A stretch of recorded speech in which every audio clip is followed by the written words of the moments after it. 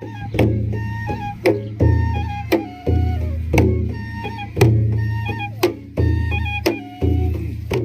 बाक्सा दख'र एबसुनि सनाथि मायथाइ फोरबो फालिनो साखाफारा। बाक्सा जिल्लानि बेन्दोङाव थानाय दक्षिण बाक्सा दख'रा दुलाराय बर' फरायसा आफादनि सनाथि मायथाइ फोरबो फालिथाय आरो दख'रानि 22 बोसोरारि जथुमा खुंफुंनो थाखाय फारफ्रोमबो बिथिङाव थियारि जागासिनो दं।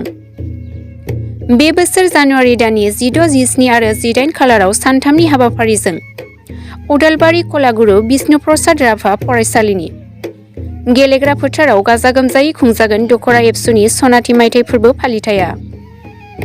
मख'नो होनांगोन दि दक्षिण बाक्सा दख'रा एबसुनि सनाथि मायथाइ फोरबो फालिथायाव बिटिआरनि गाहाय खुंगिरि प्रमद बर', मिरु एबसुनि आफादगिरि दिपेन बर' बरमा, बेनिखायनो बे हालामनि साफ्रोमबो रायजोफोरखौ सनाथि मायथाइ फोरबो फालिथायाव लोब लोब बाहागो लाफैनो बानजाय आफादनिफ्राय खावलायहरदों। दक्षिण बाक्सा दख'रा एबसुनि फैबाय थानाय जितु 22 बोसोरारि जथुम्मा लोगोसे सनाथि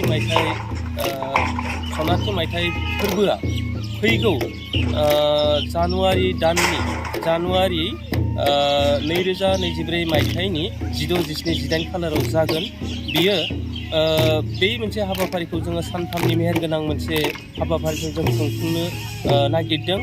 बेवहाय जोङो जेसेबां आलासि गिदिर आलासि बेवहाय जों लिंहरदों, बिथांमोना जोंनो कन्टेक्ट होदों। बेवहाय जोङो लिंनानै लाबोनो नागिरदों बिटिआरनि चिफ मानगोनां प्रमद बर' सार, आरो बिनि अनगायैबो जोंहा थागोन एबसुनि आफादगिरि मानिनां मुस्रि दिपेन बर' सार, आरो बिनि अनगायैबो जोंनि ओनसोलनि मुसलपुर समस्तिनि एम राकेश प्रमद सार, बिटिसिनि स्पिकार कातिराम बर' सार, आरो लोगोसे कक्लाबारि समस्तिनि मन्टु बर' MCLA बिथां, आरो लोगोसे बरमा कनस्टिटुवेन्सिनि MLA कनस्टिटुवेन्सिनि मानगोनां MLA बिथां भुपेन बर' सार, जों बिथांमोनखौ जोङो हांख्रायदों।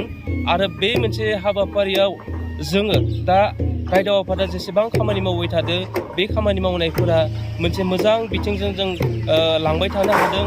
जेरैहाय नेरसोन खाम्फा लुनाय, फुड साम्प कमिटिनि बायदिसिना जामुं जालुं मुवा बेसाद बुथुमनाय, पेन्डेलनि खामानि, कालसारनि जेसेबां रिहार्सेल, बे गासैबो मोजां बिथिंजों जों सोलिबाय थादों, दावगाबाय थादों। आरो बेखौ जोङो मोनसे हप खालामनो हायो जे फैबाय थानाय जितु जोंनि सनाथि मायथाइ फोरबो खुंनाया खोब मोनसे कालारफुल जागोन, जों बेखौ आसा फारियो।